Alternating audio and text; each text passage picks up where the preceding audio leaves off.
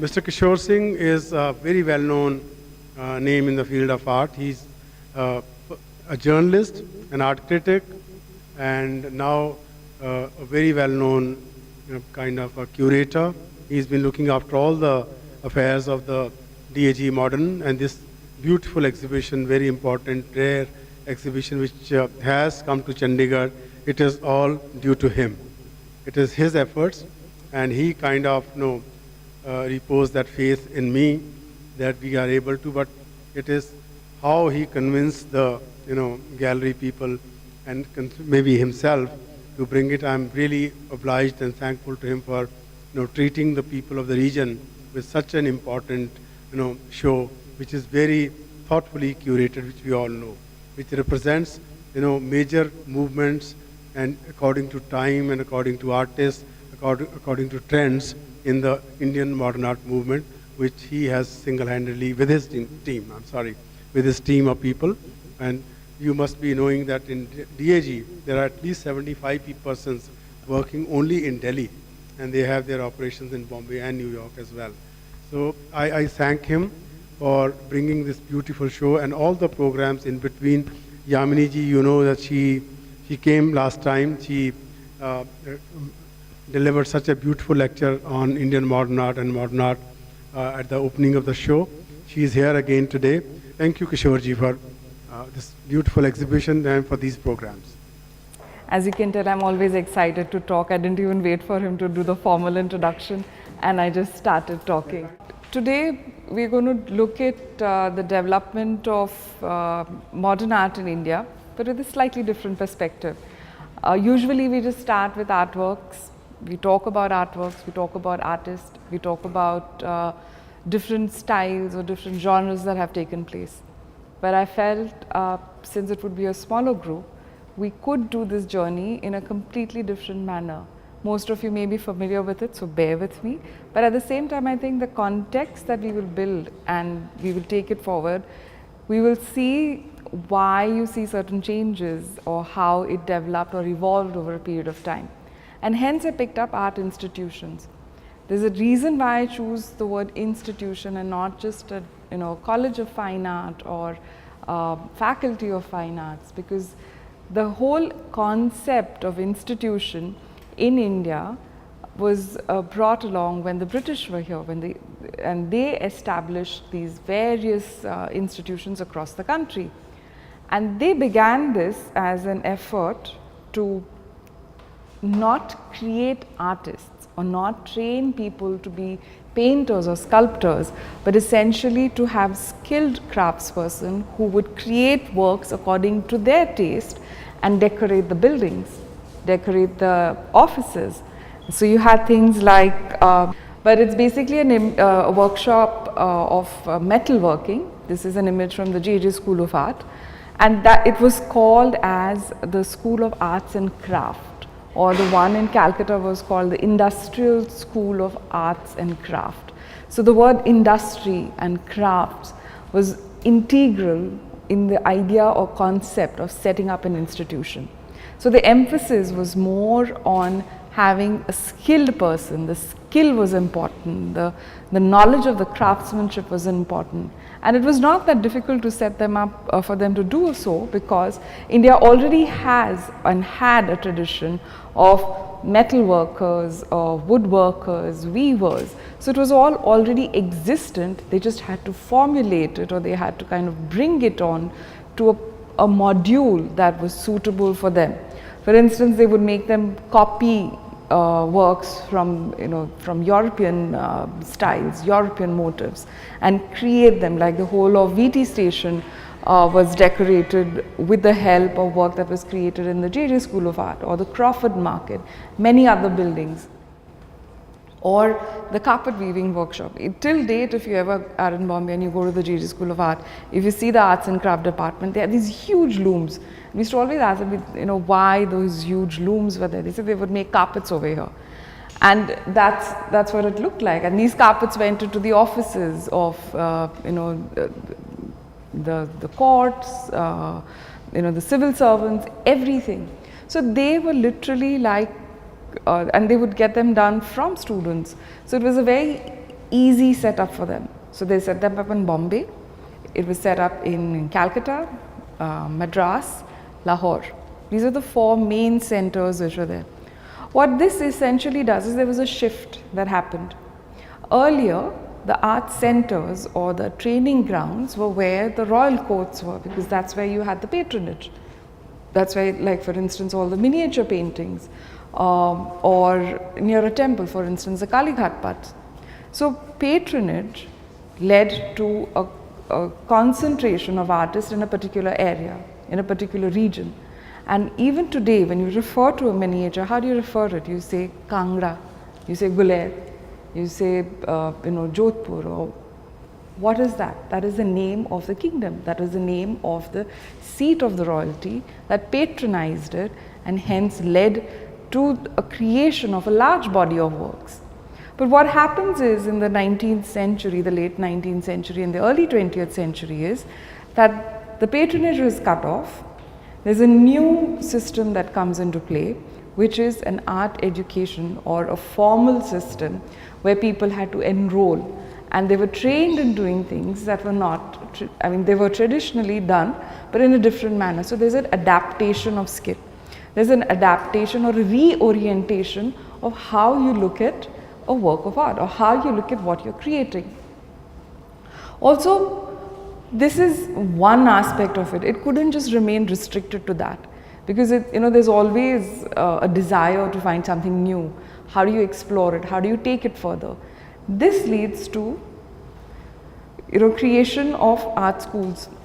For instance, in Calcutta, you have the government, which later came to be known as the Government College of Arts and Craft, was formally set up in the year 1854. This has a very interesting trajectory. One is, initially when it started, it was a workshop for the crafts, for the craftsperson and creating works.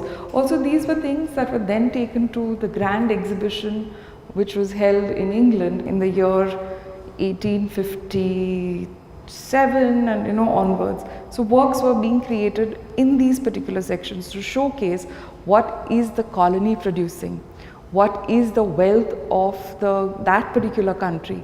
And these were grand showcases, and hence it was even more important that what they created was beautiful and was far better than what was being created in Europe. So it was one way of showing off or bragging, saying that, look, we are ruling over these people, and what we are gaining from them is these fantastic objects, these fantastic things which are not found, only natural resources, but also the skill which exists over there. So it became kind of a platform for showcasing what was being created here. So the Government College of Art began under that principle. So they had, plaster casts. They used to do life studies, nature studies, because apart from creating carpets and metalwork and woodwork, there was a requirement of documenting the country, because see, India was unknown. And at that time, travel to India would take anything from 3 months onwards or upwards of that. So this desire to send back images of what is India, the exotic, the unknown, the fantastical. So again, there was a thing of to train them into creating works that suited their tastes, which was of academic realism, getting in perspective, smaller works, and change in subject matter. Again, these institutes were the training grounds for creating such skilled artists. And that's what the art school did for, even I use the word art school because that's what we're so used to it. Basically what these institutions did at that particular point in time. But there comes a change. In about 1886, there's a new principal that gets appointed to the Government College of Arts and Crafts. His name is E.B. Havel.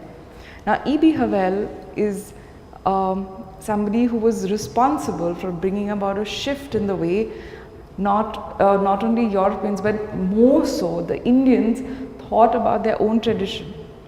He was instrumental for inspiring Abanindranath Tagore to say, look at your culture in a different manner. Look at what it means to be an artist in India, or what the art of India is. And there starts the thing of what we call as the Bengal revivalist school. So what did he do? He wrote a book which is called The Origins of Indian Art, and looked at miniature paintings, and he kind of directed everybody to saying that, hey, this is your rich tradition, because at this point in time, which is late mid 19th century, nobody was really giving it enough importance. Nobody was looking at miniatures or art. Everybody was looking at oil paintings, everybody was looking at realistic kind of work. And Abanindranath Tagore, along with E.B. Havel, brought a change in the system, and they did something that was quite daring. They sold off all the plaster casts which exist in their art school. So these huge Roman sculptures and studies of paintings or watercolors or oil paintings, because students were made to copy that. They said, take it all out, throw it away. They sold it, and they replaced it with examples of Indian art, of Indian paintings, Indian literature, and brought in a change. You would have thought that, okay, everybody would be happy, nationalism and looking at Indian. But there's actually a group of people who revolted. They said, how can he do something like that? Because see, there was a dichotomy. At one hand, it was very important to understand your own tradition, your own culture. And at the other hand, there was this need to be universal. There was this need to be at par with the person who was ruling you. And that created a discord.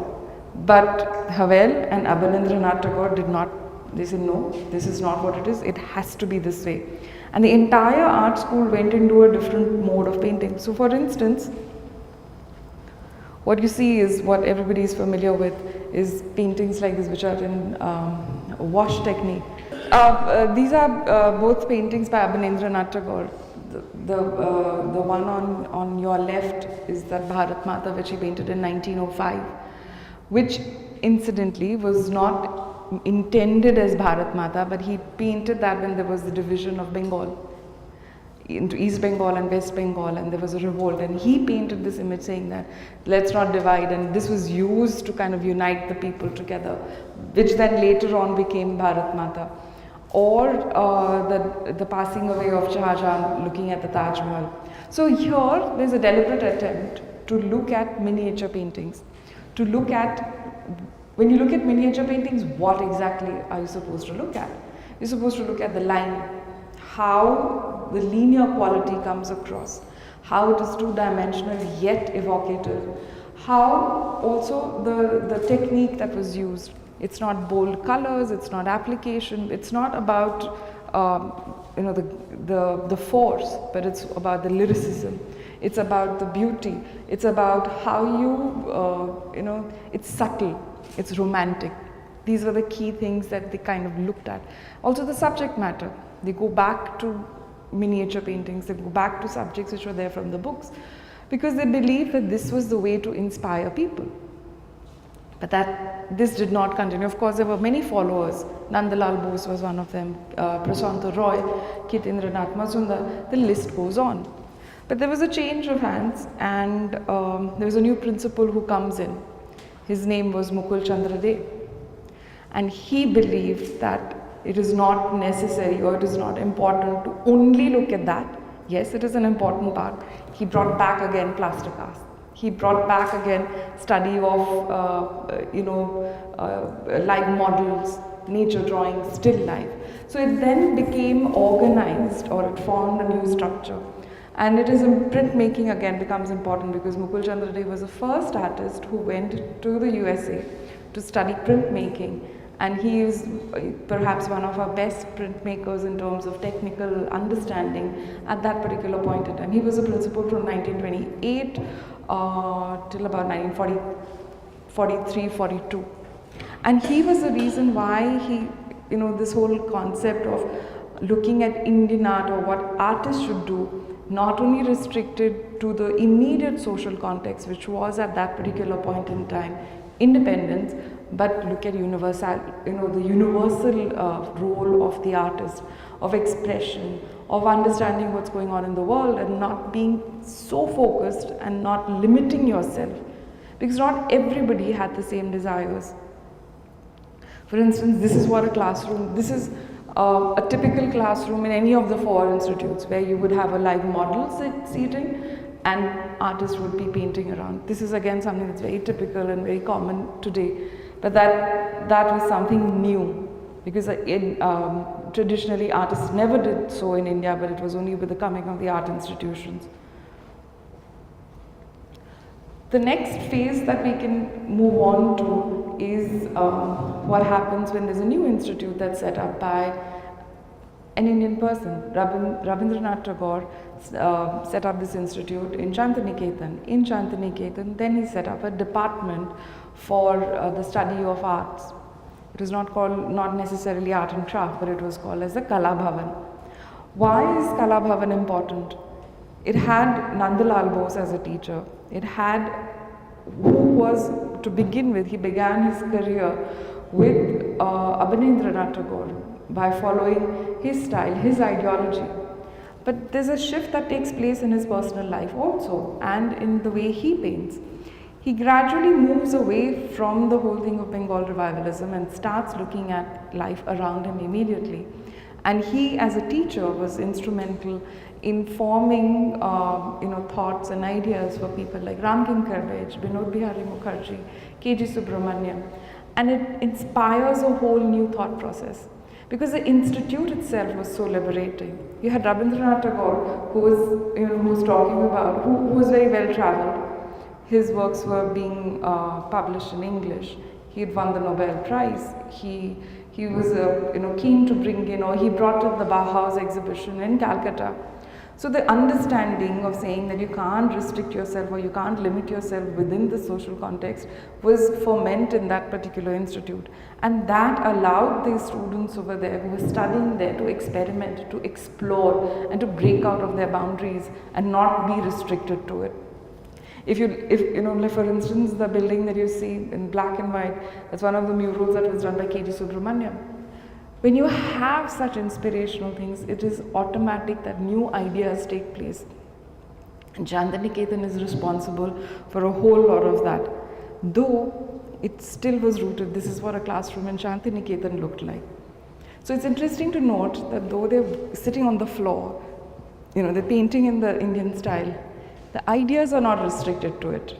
The idea, they don't force themselves. They never were. Nandalal Bose himself used to always tell his students, it's a recorded statement, I can't remember the statement exactly, but he said that you need to explore, you need to develop your own style, and you need to create, or you need to find your own voice. And what it tells you is that it is not only about a particular way of painting, but how you paint or what you create from it. These are some of the works of the artists from Chantiniketan. That, of course, is Nandalal Bose's mother and child. That's Ramkinkar Bej. And the most famous sculpture that you see of Ramkinkar Bej, which is a mill call. I always, whenever I do make a presentation on modern art in India, I may change the other images around, but this particular one I can never ignore, because I feel it's so pivotal and it's so important, for understanding the whole thing of modern art practice in India, or how an artist worked. Because it immediately, think about it. What is it? It's called the mill call. It's a very simple subject. You think, what's so fascinating about it? It's a group of family. It's a mother, her children, and they're all rushing in one direction. I don't know how many of you might remember, but in Bombay, the times when according to the mill shift change, you have a siren that goes on. It's known as a mill call. It goes off at 10:30, it goes off at 4:30 whenever they have the shift changing. And you literally see hordes of people like moving in one direction towards that mill. And this is what it says. So it's described beautifully as soon as a family hears the mill call, they'll rush around out of their house to the mill so they reach there on time. Now, why is that important? Because earlier, imagine this, if it was a farmer, does he have a call saying that I have to be at the farm at particular time? He may be there before the sun rises, that's his mill call. But it's not something that's regimented. It's not something that's been forced on him. It's something that comes to him intrinsic, it's something that comes out from within. But this is something that comes to you from the external. It's part and parcel of the modernism that is taking change in your, taking part in your life. And that's what it reflects. The man on the street or the simple people, how the new way of life is changing. That you are now being regimented or your life is controlled by something that is external and that you have to go and work at that particular point in time. The second thing that is very important for this sculpture is that this is the medium that he used for it. This is made in cement. Now when you work in cement, you have to be very quick and you cannot go wrong because there's no scope to come back and rectify your mistake. What you do once is set. Unlike wood, even in wood you can't do it, but at least you have time. You can think, you can plan. But in cement, it dries so quickly, or concrete, or you just have to know exactly what you're doing, what you want to do, how you want to do.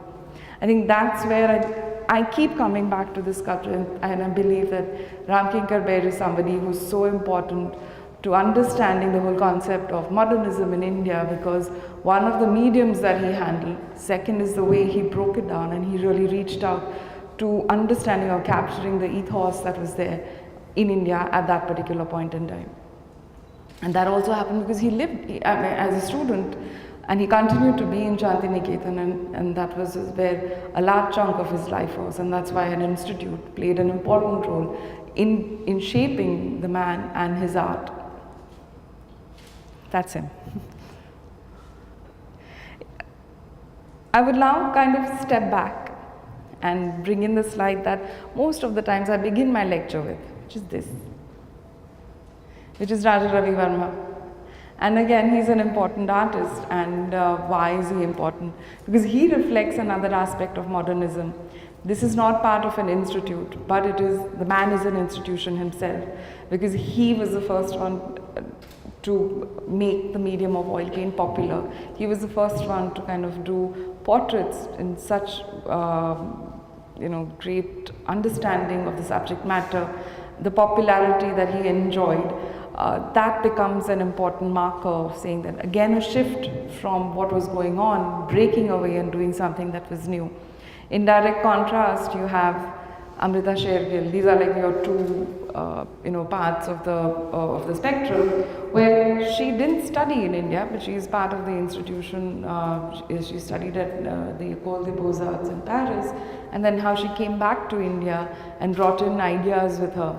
So mind you, while you have all the institutions in Shantiniketan, in Calcutta, they were aware of these practices or these players in the field, and they were kind of responding to that also. So when E.B. Havel says that no, this, you need to look back into your tradition, he's in a way kind of alluding to Raja Ravi Verma and Amrita Shergill's practice of looking at the West and making, they were kind of the stars at that point, and re-looking back into your culture and answering those things. And hence I bring them here, because you can't have a lecture on modernism, or you can't talk about modernism without not talking about these two people. Next, I talk about the Government College of Arts and Craft, which is in Madras. Again, the same origins, same setup, or the same framework for setting up the space. And this is in Madras. What happens over here? The person that you see in the center is a force to reckon with, which is D.P. Roy Chaudhary. And he was the one who was single-handedly responsible for kind of formulating and guiding the students who were there. D.P. Roy Chaudhary had also studied at Shantiniketan. See, the connections keep going back and forth between the institutions. They're not isolated, they're always connected. And he brings in those ideas over here, and he again inspires students to paint in a very different manner. Or on the far right, what you see over here is K.C.S. Panikar, who's an important figure, where he manages to again bridge the gap between like what happened in Shantiniketan, where you look at the modernism, but yet you are aware of your own culture. K.C.S. Panikar also is managing to, or he managed to kind of, bring those things together. This is an artist called, this is a work by Redappa Naidu. Now, over here you see a completely different dialogue or a completely different visual vocabulary that takes place. Because the influences which were there, the cultural ethos which was around in Madras was completely different, where you have the overpowering presence of temples, dance and music. That kind of comes into the artist's vocabulary, and where they are trying to negotiate the space. See, between nationalism and modern universal practice as an artist. I repeatedly keep saying these things because you have to understand that the early part of the 20th century, or till even today, the way the artist answer is different, but that was a key concern. If you're an artist and you're painting, what is it that you're painting and why is it that you're painting? Do you continue to look at your tradition and reinterpret the tradition, or do you look at what is happening in the world and see how it is that you're living? For instance, Ramkinkar Baij's Milk Hall, which was about new way of living. The way people are dressing is changing. The way you're traveling is changing. Cities are undergoing a change. How is it that an artist negotiates that changes that are taking place around him? How is it that an artist responds, or what he feels inside, how does he translate it into his works? And that's why constantly in whatever I may speak about, it comes back to these two questions. And the artists who are working in say from the 1920s up to the 1960s, that is always a key concern, and that's where Reddappa Naidu also fits in. For instance, if you look at this, you'll see, yes, it's a deity, but it's a shift away, that he doesn't make the deity like a Chola sculpture or like a typical stone sculpture. He's kind of picked up elements that he thinks are pertinent and important to be spoken about, and he kind of is negotiating his own territory over here, where making it simple, where using the principles of line but not making it like an actual life study, but just taking it in the essence of it, or what is the expression that he wants to capture while he is painting this work which is called as deity. Or the next work, which is by K.C.S. Panikar, where he turns to calligraphy, because he says, what kind of resonated with him was that we have such a vast tradition of shlokas, of mantras, of the Vedas, of various books. How is it that the spoken word, or our culture, which is embedded in the word form, how do I bring that into my works? Because it is a kind of a negotiation. Even when we stand in front of a painting, we're constantly thinking, what does it mean? What is the idea? And we love to ask the question, can you please explain the work to me? I don't understand the painting. Because you're always negotiating a work of art in terms of words. Because that's what something that comes to us very naturally, without even thinking about it. That's how we're looking at the work. When we talk about it also, we use words. So words become a very important part of it. And that's what K.C.S. Panikar also picked up. He's saying that there is so much of words that we have, especially coming where he was studying. You have the whole Tamil Sangam literature which was there. You had chants that were being said, music which was there. And he becomes, and mind you, these are not legible scripts. You can't read them, and he didn't intend it to be read. So it's kind of a pun. He's using things that look like, forms that look like words. He forces you, and you're desperately trying to make out what script it is. But it is not a script. It is not a language that is meant to be read. It is a language that is meant to be enjoyed, to be absorbed, and to be felt. And I think it was very clever of him, or it was a very interesting way that he picks it up and he does it, because that's what even Reddappa Naidu is doing, but in a very different manner, and K.C.S. Panikar is doing it in a very different manner. The third person that I look at is K. Ramanujam. He had a very short lifespan, and unfortunately he passed away when he was just 27 or 28. But the drawings that he's done within that period, if you stand in front of them, they're mesmerizing. They're black. Most of what I have seen are black and white. I'm sure he's done a few color works also. And there is intense, intensely worked on forms where you say, oh, maybe that's a Shiva, maybe that's, the Shesha Shahinag. But again, he kind of demystifies, he takes away the traditionally known meaning of that particular form, and he renegotiates it in the way he understands it. So he's kind of taking your comfort factor away and yet giving you some comfort by saying maybe it's that, and then you start looking at that. So that's what was happening in Madras, and that's a very interesting thing that comes from that particular institute.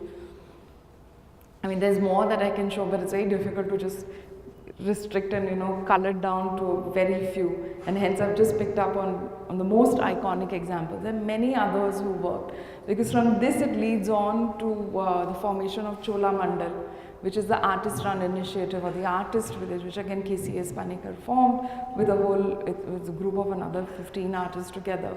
Their idea was, why don't we all come together, because there was lack of patronage.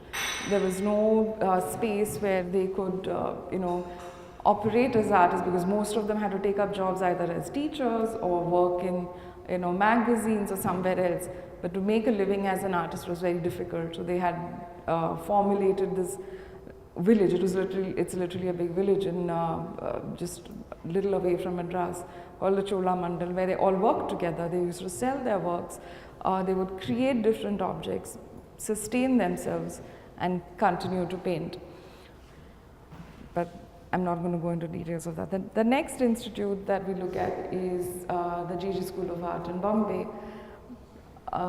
What you see on the far left, I think by now it's become quite boring, but you see the teachers, and can you imagine if you had teachers who were dressed so properly coming in and teaching you art, and, in a suit and wearing a very formal dress? That's what it was, because they had to be dressed in that particular way, and especially when Indians started teaching. See, because earlier it was always a Britisher who would come and teach. It was only gradually that Indians were given the post of being a teacher, and it was a very lofty or very important position. And they always had to be like, measuring themselves up with their peers who were, artists or trained teachers from London or from any part of Europe. And you had teachers like that and students like this, who revolted, and how. Of course, it starts with Gaitonde, the other two are unknown. And I mean, I know the last one here because he was a very well recognized and an authority in GG School of Art. He was a librarian, and it was believed that he could tell you which artist had which exhibition and what paintings were there and in which book what is mentioned. He was like a legend and an icon, and everybody kind of said, "Oh, VND sir ke paas jao, sab mil jayega tumko, library mein study karne ki zarurat nahi hai." That was his legend, because he lived with these guys and he created works. And though GG School of Art had its origins again in the same thing of a workshop or an industrial training ground, it created a whole lot of artists who were very rebellious, who were always questioning. Because again, you have to notice the location. It was in a city like Mumbai, which was, always the commercial capital, and life was at fast pace at whatever time it was, whichever century that it was faster than definitely Madras and Calcutta put together. So it created a different work environment, or an environment that was more conducive to questioning in a much more stronger manner, rather than kind of contemplating. And then you have another teacher. This is work of Shankar Palsikar. Again, his works are not as easily seen, but he was the one who kind of Gaitonde or Prabhakar Kolte or a whole lot of artists always used to look up to him, because he was the one who, how should I say, to put it very simply, inspired them to look at the non-figural form, to look at abstract painting or what abstraction means. And that's why you have so many artists from the GG School of Art who turned to abstraction, who moved towards abstraction. He was one man who was responsible to a very large extent. This is one of his early works, and then he gradually moves on, and he inspired them to think, and he inspired them to explore different directions. Or you have K.K. Heber from GG School of Art again, where he negotiated, traditional within the modern form. Of course, Sousa.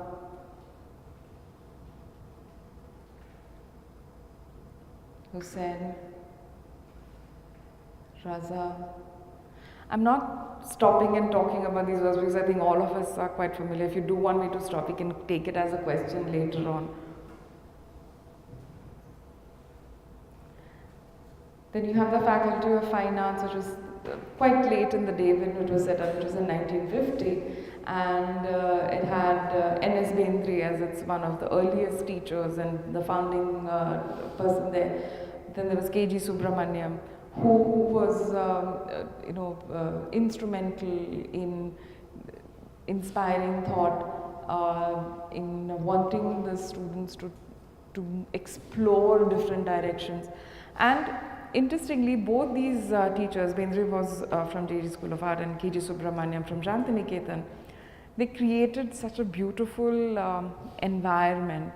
You had K.G. Subramaniam, who would be talking about the traditional, talking about how terracotta is important, how butt paintings are important, how you should look at life around you. And you had Bendre, who was such a formal teacher, who was talking about color, talking about brushstrokes. I think what it created was something that was very different from what was happening in any of the other arts institutions.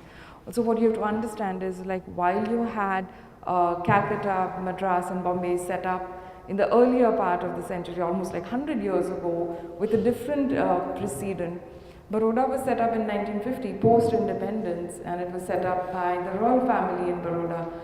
The very nature of the institute, the very ideology that was there with the institute is very different. It comes at a time when there is a new nation. It comes at a time when they want to explore the new nationhood, which is just being, kind of accessible to all, and the desire to create a language that express this new nation. So obviously that they're not going to look back at what happened, with the institutes in Lahore or in Madras. They wanted to break free and create something that was new. They had the desire within them to say that here is an opportunity for us to make a name for ourselves. They come with a long lineage, but we will have something that's so new and so strong and powerful to convey. And hence, there is this need to be not like Shantiniketan, not like JJ, not like that, then what? And I don't think they had that motto or a vision statement as that, but I think it comes in through the professors who were there. It comes in through the desire with which the institute was set up. And you have students, who are the students from Baroda. You have Lakshma Gaud, you have Jairam Patel, Jyoti Bhatt, you have Himmat Shah, Raghav Kaneria, all these Jyotsna Bhatt, all these people at that time who were creating fascinating works, which was a completely new dialogue. You have Jairam Patel's work over here. I think we have Jyoti Bhatt here somewhere. So the whole vocabulary that comes in there is completely different. It's a fresh institute. It's an institute that's young, dynamic, and free India, wanting to do things differently. So you have Ghulam Ahmad Sheikh. And again, at this point in time, he did turn back to miniatures. But look at the way he interpreted them. But what a contrast in the way the person, of course it's the individuality of the artist that mind, but it is also the atmosphere where it comes from, the ferment which comes from the space where you have been discussions and endless cups of tea, coffee or whatever to come up with these ideas. So the same point of inspiration, a similar desire, but a completely different interpretation, a completely different way of engaging with the form. Again over here, what will I say? This is a quality, linear. The line is the strongest over here. The flatness of the picture and the use of color. But here it is not romanticized. Here it is contextualized to the current times. What are the cities that we live in? What is the kind of life that we have? Of course, this work, particular work, doesn't say all of these things, but works from that period when he worked in this particular form, said all of these things. So, an inspiration or an ideology may be the same, but it is the context within which you're working, the times within which you're living, the influences which are there, makes all the difference in how it is expressed and how it was painted. That's an early Jyoti Bhatt.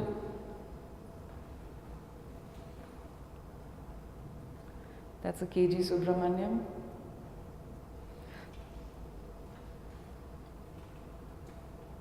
This is just a brief overview where you can't really read correctly, but the various centers which then become important or are important till date, where you have art institutions, art colleges, where people are working and creating across India.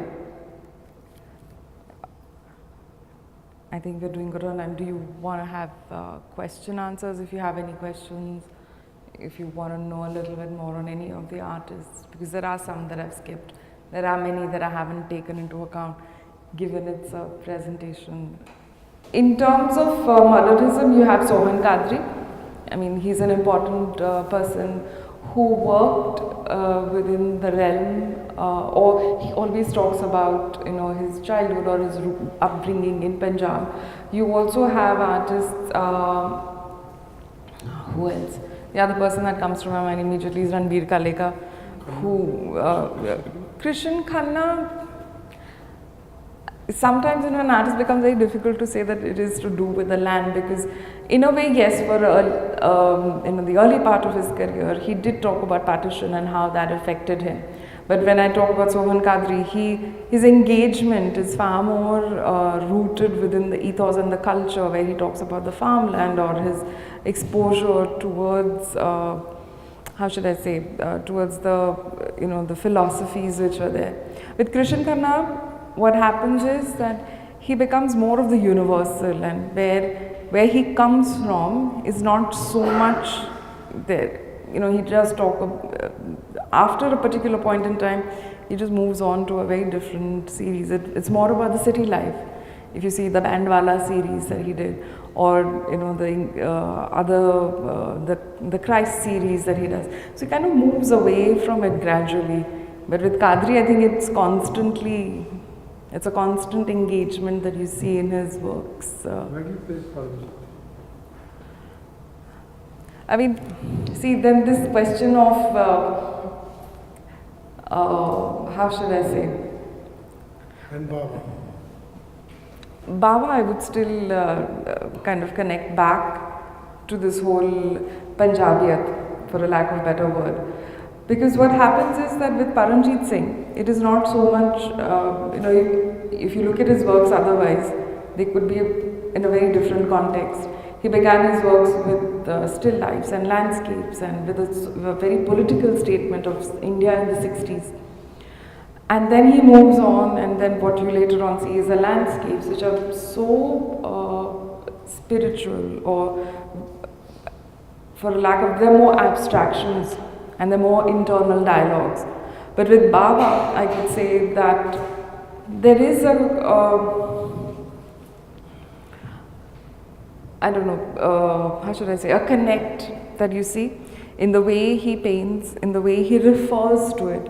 See, that is, I think, that's what I'm looking for. What happens is that visually, it's very difficult to put an artist down as from a particular land, until and unless they are conscious of the fact, and they speak about it, and they connect it, and they know that when they work, they're working in that particular ideology. For instance, if I were to talk about, you know, can I put down Hussain as a Maharashtrian artist? Can't, but he was born in Pandharpur, which is like the heartland of Maharashtra, where you have so much of the Vitthal worship and everything that comes in, but you can't pin him down to that. Or would you put Rabindranath Tagore as only a Bengali artist? You can't, because his works were so different. Do you think he painted anything like the Bengal revivalist school like Abhinendranath Tagore? No, he didn't. Did he paint like Ramkinkar, where was his thing about the city or Shantiniketan? He didn't. Though he was the one who founded Shantiniketan. But his works were based on a completely different plane. So sometimes artists don't necessarily, reflect the particular cultural ethos. They just move beyond that. And that's what the whole thing about, that's the bottom line of this lecture also. That every time I try to use a different anchor, when it's the institutions, you try to see that thing. And I've picked up very, very smartly things that really reflect for that particular institute. But there are many artists who don't fit into that also. But then I have to I have to create a direction, I have to create a storyline. Otherwise my lecture will be all over and I'll only talk of one institute. So, having said that there are always people who will fit into that mold, who answer to that particular culture, to that particular ethos, to that particular time period. And then there will be some who do not belong to anything, who do not necessarily reflect that particular ideology. They move beyond it, and sometimes that journey is very quick and sometimes it takes a number of years to do that.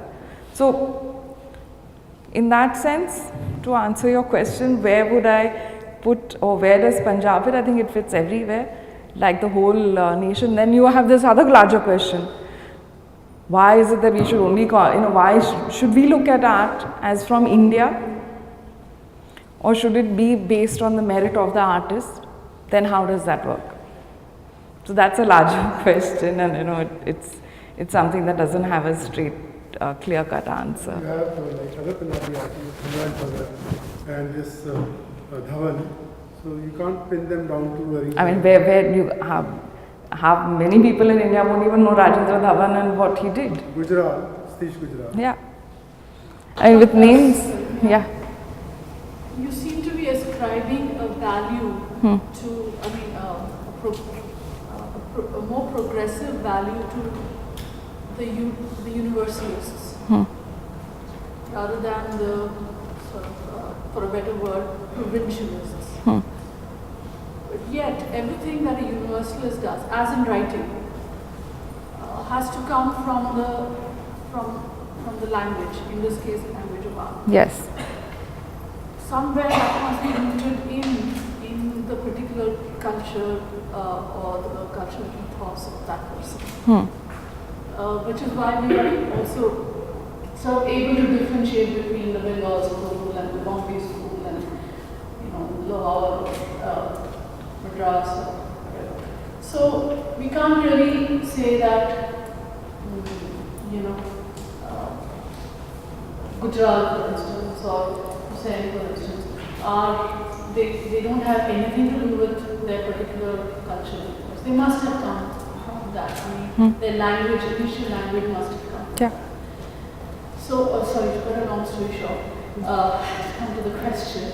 Are you saying that universalism is better than being rooted in the language? Because in writing it is moved from that. In writing it's sort of, people are looking at what is rooted more in that cultural ethos as sort of speaking a more universal language perhaps. Yeah. So the whole idea of universal is out, whether it's in literature or even in art. Because what is the universal and how do you, there isn't a thing like universal. Universality was something that was in the 19th century, at the most of the first 2 decades of the 20th century, then it's gone. Nobody believes in it. The reason why I talk about this through the lens of the institute is that what happens is that when we talk about the whole evolution of art practice in India, modern art practice particularly in India, it starts with Raja Ravi Verma, Amrita Shergill, and it kind of does that whole trajectory of movement which happens between one to the other, to the other, to the other. But at the same time, what it is important to know or to take into account is that there was also the role of the institution which defined the way people perceived art, and hence I spent a large amount of time on the Government College of Arts and Craft in Calcutta. Why? Because that was one of the places where there was a lot of ferment that was taking place. if you see it, it started off by being completely in the European model of teaching, went to the Indian model of teaching, and then somewhere along with Mukul Chandra Day, it found out a middle path and where it kind of balanced out the whole thing. Obviously, when you have these marked shifts that are taking place, that institute plays a role. And that is what I was trying to say. It is not to do with the universal. The universal just, I mean, there isn't, I believe there isn't anything like a universal thing. It has to be, and also an art institute, that's why I said that I've picked up the most typical examples of that particular institute. It's not to say that JJ School of Art did not have anybody who painted in the Bengal style, or somebody in Madras was not painting in a different style. There were lots of voices which existed. But to create a storyline, to put forward a perspective that how important is an art institution in the creating of a particular language and understanding it, where is that language rooted, was the whole idea. It was not to say that, you know, yeah. In fact, that's what I was trying to say throughout, that in Calcutta, because of these two institutes, this is what you had. In Baroda, post-independence, this is what you had. In JJ, which was a commercial capital, you have a different kind of things, whereas in Madras, is the same institute model. If you look at it, is the same model that was there to train craftsperson, whether it was in Calcutta, Madras, Bombay or Lahore. But each of those places, depending on the social, the cultural and the intellectual background or political background, created a different response to it. What happened, otherwise the same thing should have happened in Madras also, but it didn't. In fact, E.B. Havel, before he came to Calcutta, was in Madras. He spent 10 years as a superintendent over there. But there he didn't create this whole thing. He was obviously to write a book like The Origins of Indian Art. It couldn't have happened in 1 year. It has to have had a long period of ferment. But that moment for him to change the system, to sell the plaster cast, it didn't happen in Madras. Whereas Madras was more strongly rooted in culture. In the culture that was typically to do with, Sanskrit literature, Tamil literature, temples. It was more evident, more obvious, whereas Calcutta was far more anglicized. It was the capital for the British, but it is there where he took the call of saying that no, we have to look back at our culture. So it is a space, it is that the local which is affecting this one language of modern, which we try to kind of sanitize and say it's like one trajectory. So does it mean that somehow, like India has a big, conglomerate kind of a thing, that we have a typical, kind of a mixed kind of a cultural background to our, art language? Have we been able to evolve? Various traditions, various cultures coming together, find out similarities, and is it coming back to the universe? Is it like when we take an exhibition of Indian art to say Europe, and do those people look at it from a different point of view? It's come from India, are they able to make out, or does it show that? It's an interesting question that you ask, because the moment you say that how is India perceived outside, they want to see something which is like possibly stuck with Thomas, Kettle and Tilly and the Daniel brothers, because that's what India, they want to see. The moment you show them anybody which is like a Souza or a Hussain or a Tayyab Mehta, oh, this one reminds me of Bacon, that one reminds me of this one, that one reminds, they immediately start to draw parallels. They want to see India which is typical. They're not willing to accept that modernism happened in India at a different particular point in time and people responded to it. They say, oh, but why should we look at this? Give them a miniature, they're very happy.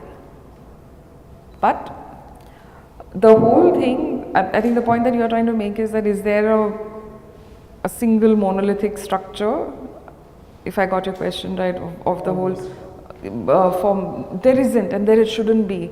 And that's what the whole idea. What I meant was when they there is Europe. And when artist comes from say Scandinavia, an artist comes from Spain, and an artist comes from UK, which is an island, and there they do not find that kind of a form and opinion about that art that it comes from a particular region. When it comes from say Africa or India, then they look at it from differently. My whole idea was, have we been able to evolve a language which is typical of us? Have we been able to evolve a language? No, because there can't be, because like you said itself, that our whole nation is so varied and it's so distinct in each region that you can't have one voice. Well, my question was maybe slightly, I'm not able to put it rightly. It is like intellectually, what I believe, the West thought it is their domain. That India or countries, third world countries, they are at a much lower level. So in terms of ideas, in terms of like development scientifically otherwise, so they are putting us say 200 years or 300 years behind. At our civilization, they want to look at that kind of art. So anything which has got to do with contemporary ideas, and they think that we are probably either copying them, their artists, or they want to look at it, as you said, the nature or something like that. So have we been over the life, like we have these artists who have been to Paris and elsewhere, they have, of course they have influences and inspirations, but now after say about 70, 80 years, is there anything which say it expresses us? It is happening very slowly. One, I think it has to start with the whole thing of the way it is spoken about. Unfortunately, when you talk about art history, it is always that the West is the center, particularly Europe, and now the US is the center, and then everything else is the other. It is only when you start, the history is rewritten completely, or when you talk about modernism, you look at modernisms that happen in various parts of the world, will it start to make a difference? That process has started very slowly, where now books have started to include, to an extent, South American art, and they're looking at Yfredo Lam, and they're looking at the other artists to be included in the whole process of writing history or rewriting history, where it is all inclusive. That is a very long time in taking, and I think that parity will come when it comes. In terms of acceptance, yes, in the past 5 years we've had shows of, we've had a retrospective of Gaitonde, like the MoMA made a conscious decision of including Asia. Right? They're gracious enough, it's condescending, but that's what it is, that they're now looking at Asia also. So they started with the Chinese artists, then they got Gaitonde in. Then you have Nasreen Mohammadi's retrospective that is taking place in museums. So it's a slow. Bhupen Khakkar at Tate Modern, I mean, including Sousa, and then we feel, oh, Sousa isn't Tate Modern or Bhupen Khakkar. See, we also have to overcome that awe of saying that, oh, they're there, that means there's something better. We also look to the West to validate what we have. So it's a two-way process where both sides have to kind of acknowledge and accept that there exists a language which reflects what is there or what is current in that particular country, and then it moves on to a different. I mean, I have no answer for your question. I only have assumptions and what it can be. We can come to that later. Yeah. Madam, different roles are created by artists. Does not come to form. Process created by several different artists. Does not belong to core. So we didn't understand. He's talking about the nudity part. Does it amount to pornography? Yes. Well, it depends on, does nudity amount to pornography? No, it doesn't, because there is a very fine line between what is considered as pornography and what is concerned as just looking at creating a work of art because it fits in a certain ideology. It differs from culture to culture. It differs from time period to time period, and so what may be acceptable in let's say in a country like not in the United States of America may not be acceptable in India, but what may be acceptable here may not be acceptable in Bangladesh. So there isn't a 100% defined answer as to what would constitute as a pornography, because it's a very subjective opinion. It can be given on Facebook. I think that's a separate forum, not something that we can discuss here. Yeah. So I think since you talked about art institutions, when did women students, girls students start getting enrolled in these? They always have been, so women have always been part of the institution. If you see, this one is a lady here. There's another one, in fact I should have included that slide. There's another one which is very interesting, shot by Homi Vayarwala, where there are these two girls who are making a sculpture of a man at JG School of Art. Shanti Niketan always had women students within their faculty. So they've always been a part of it. Now the second question, more important, is when were they documented or spoken about? That is a slow process, and they haven't been actually looked at in that great detail for various reasons. One of them is that women themselves at that particular point in time felt that they weren't that important. Those who did feel that were important made it a point to be there. Like for instance, Amrita Shergill, she was very confident and knew that she had to be there, so she came up. But a lot of them were kind of patronized. That's the only word that I can use, and said, "Oh, you're my muse. You are my, you helped me, or you supported me." This is something that you hear even today, and it is not something that, and it's not only typical for India, but it's everywhere in the world. And now you're getting to hear about women impressionist artists. Sometimes it's very irritating, saying that, when you found Vermeer, you did not say man from the post-Baroque period found new man artist. You just say new artist from the post-Baroque period found, not just say new artist from the Impressionist discovered. Leave it at that. But that's a separate, again, a very long discussion, which is rooted in the whole thing of feminism. But it is an important question. So they were always there. They were always creating, works along with everybody else. I found it interesting since you mentioned so many men artists, since the women artists, since the students were always there, then I think that also becomes significant that though they were always there, they were somehow not brought to attention. Not brought to attention. So today evening, if you come, you will see Madhvi Parekh and Manu Parekh, and that will be an interesting conversation again to see how that works.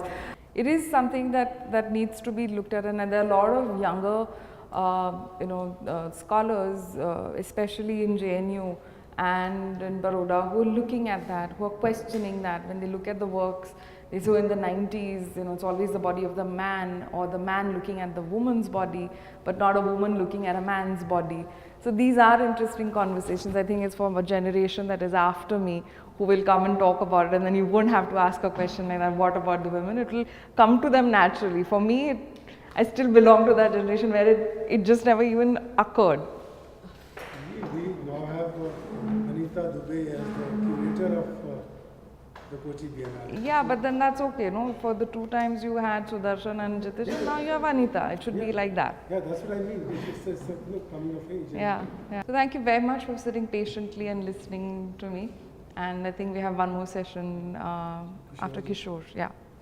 Yamini ji is art historian in the sense she's been heading the saffron art before joining into the DAG Modern. DAG Modern, many of you who do not know, is Delhi Art Gallery.